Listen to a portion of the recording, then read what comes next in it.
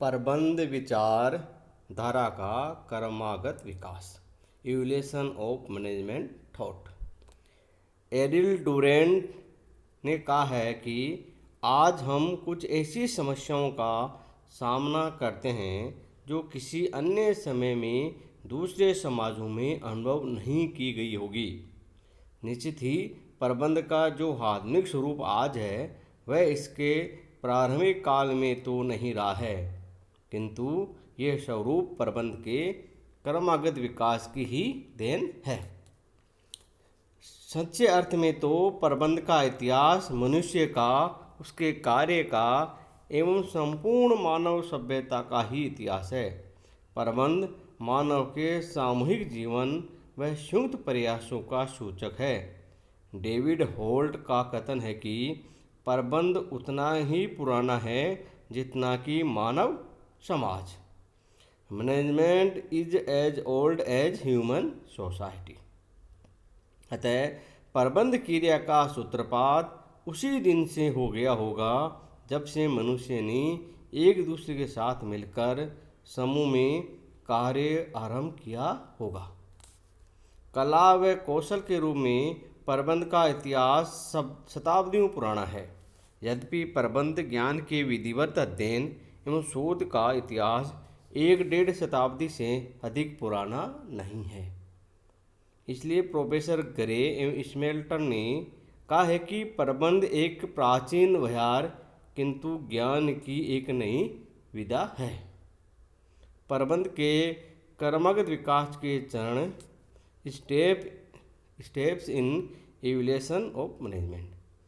प्रबंध के विकास का क्रम अत्यंत लंबा है। समय क्रम के आधार पर प्रबंध के विकास को निम्नलिखित चरणों में विभाजित किया जा सकता है। पहला, प्राचीन सभ्यताओं में प्रबंध। दूसरा, मध्यकाल में प्रबंध। तीसरा, औद्योगिक क्रांति के काल में प्रबंध। और चौथा, प्रबंध के व्यवस्थित विकास का काल। अब पहला है प्राचीन सभ्यताओं में प्रबंध। मैनेजमेंट इन एनिशेंट सिविलाइजेशंस। अपने प्रारंभिक अवस्था में मानव जंगलों व कंदराओं का निवासी रहा है। धीरे धीरे मनुष्य ने समूह, परिवार व गांवों के जीवन की शुरुआत की। कृषि व पशुपालन जैसे आजीविका के साधन विकसित होने लगे। यहीं से उत्पादन प्रक्रिया आरंभ हुई।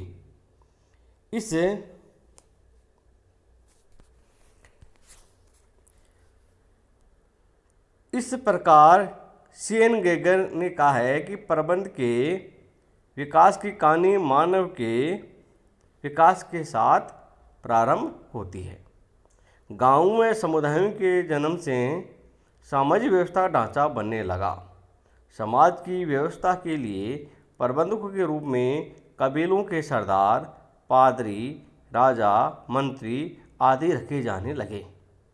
समाज के नियम कायदे बनाना, कर वसूलना, शासन व्यवस्था करना, गांव की सुरक्षा करना आदि इन प्रबंधकों के कार्य थे।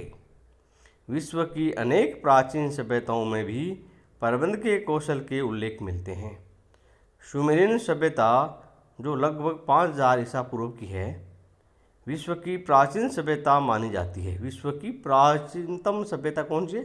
सुमेरियन की सभ्यता, जिसमें समाज की व्यवस्था का अधिकार मेंदर के पुजारियों के पास था। ये पुजारी ही कर लगाने, वसूल करने, उसका लेखा जोखा रखने तथा मुख्य पुजारी को उसका हिसाब प्रस्तुत करने का कार्य किया करते थे। इससे प्रबंध नियंत्रण की व्यवस्था का पता चलता है। मिस्र की प्राचीन सभ्यता अपने पिरामिडों के लिए विश्व प्रसिद्ध है।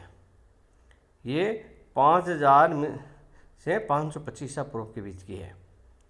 मिस्र के पिरामिड बिना यंत्रों व मशीनों के निर्मित किए गए हैं। चिपोज का पिरामिड 13 एकड़ भूमि पर बना है, जिसमें 230 लाख शिलाखंड लगे हैं। इनमें से प्रत्येक का वजन 2.5 टन के लगभग है।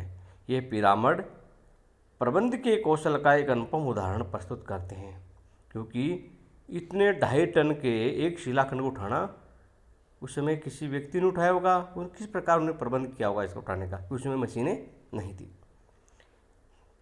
मिस्र सभ्यता में प्रबंध विशेषज्ञों केंद्रीकृत शासन व विशिष्टीकरण के सिद्धांतों को अपनाए जाने के भी पर्याप्त प्रमाण मिलते हैं। बेबीलोनिया में की सभ्यता। बेबीलोनिया में सर्वप्रथम असुन्ना का एक्केडियन कोड बनाया गया है जिसमें मूल्य नियंत्रण की व्यवस्था थी। ईसा पूर्व 2000 से 1700 वर्ष के बीच हम्मुराबी राजा द्वारा हम्मुराबी संहिता बनाई गई जिसमें अधिकारियों के कर्तव्यों व दायित्वों, न्यूनतम मजदूरी आदि का विवरण दिया गया है।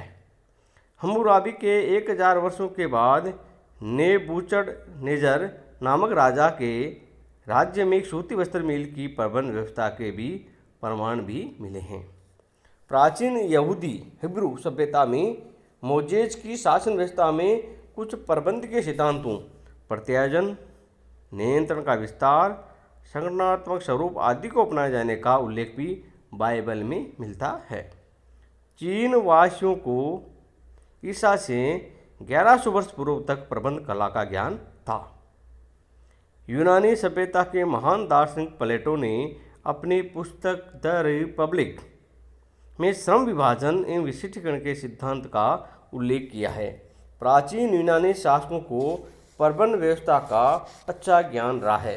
यूनान में न्यायिक एवं प्रशासनिक अधिकारियों की नियुक्ति की परंपरा भी रही है। रोम की सभ्यता में भी प्रबंध के चातुर्य के अनेक उल्लेख मिलते हैं। सन 284 में रोमन साम्राज्य का डियोक्लिशियन द्वारा पुनर्गठन किया गया। कुंटज एवं डोनेल के अनुसार रोम के प्रशासकीय कार्यों से प्रबंध का काफ़ी विकास हुआ था। वहाँ के प्रशासन में स्केलर तथा अधिकार के प्रत्यायोजन जैसे सिद्धांतों का व्यापक प्रयोग किया हुआ था। रोमन कैथोलिक चर्च भी औपचारिक संगठन का एक श्रेष्ठ उदाहरण माना जाता है।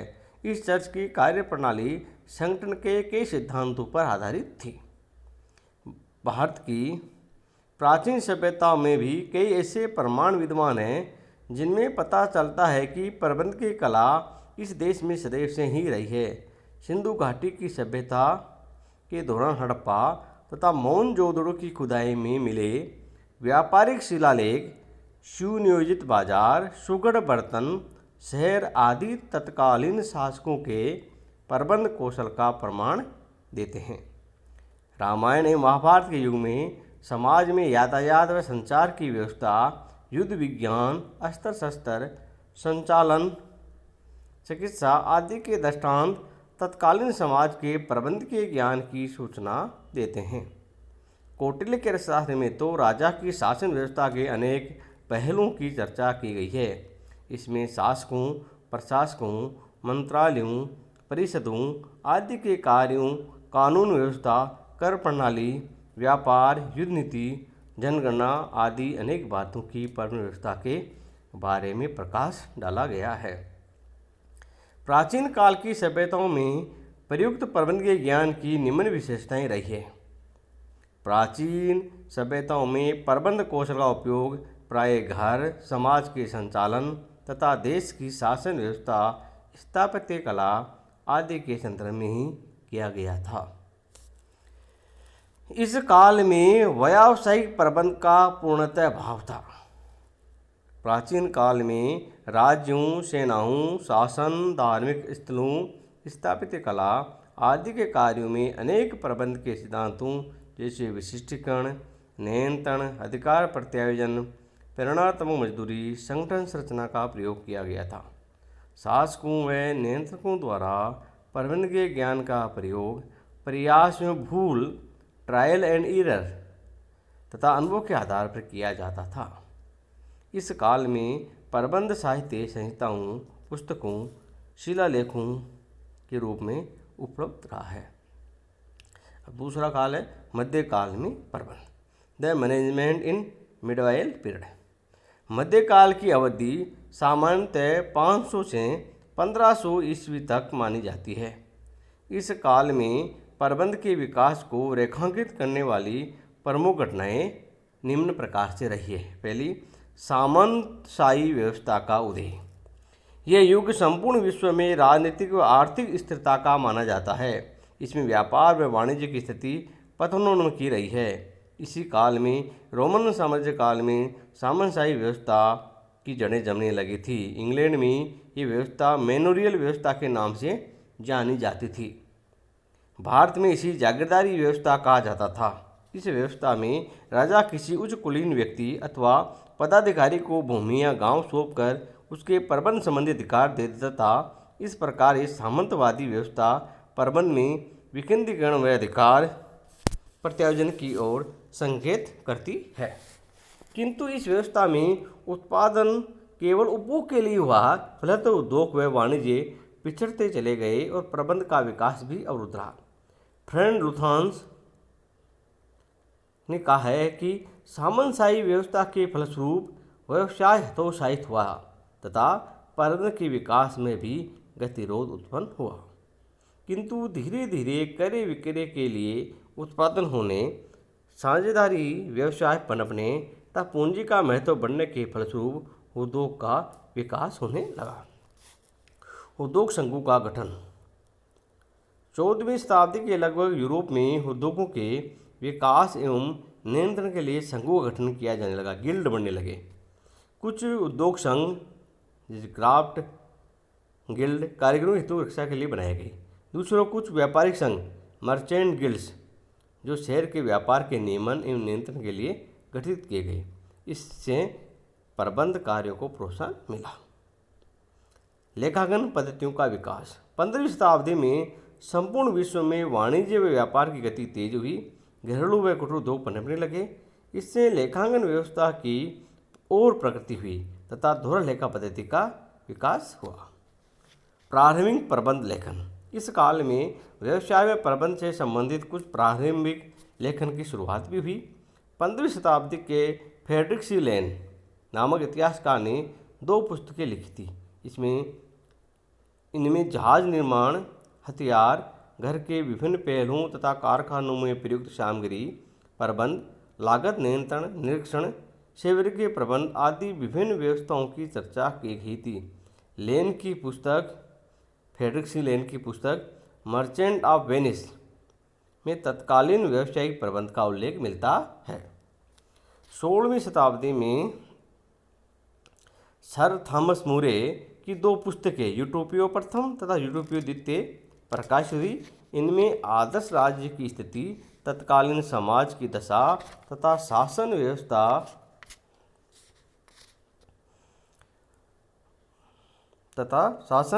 व्यवस्था के सामान्य सिद्धांतों का वर्णन मिलता है। इसी काल में निकोलो मेशिवली द्वारा एक पुस्तक द प्रिंस लिखी गई। इसमें सामूहिक स्वीकृति, मास कंसेंट, समन्वय, पद पर बने रहने की इच्छा, विल टू सर्विस तथा कुशल नेतृत्व जैसे प्रबंध के महत्वपूर्ण सिद्धांतों का उल्लेख मिलता है। इस प्रकार इस मध्य युग में व्यावसायिक प्रबंध की दिशा में यद्यपि कोई विशेष विकास नहीं हो सका, किंतु फिर भी इस ओर लेखन व चिंतन की प्रक्रिया प्रारंभ हो गई। इस प्रकार हमने आज प्रबंध के क्रमबद्ध विकास का 2 चरण के बारे में अध्ययन किया। पहला प्राचीन काल में प्रबंध, दूसरा मध्यकाल में प्रबंध। धन्यवाद।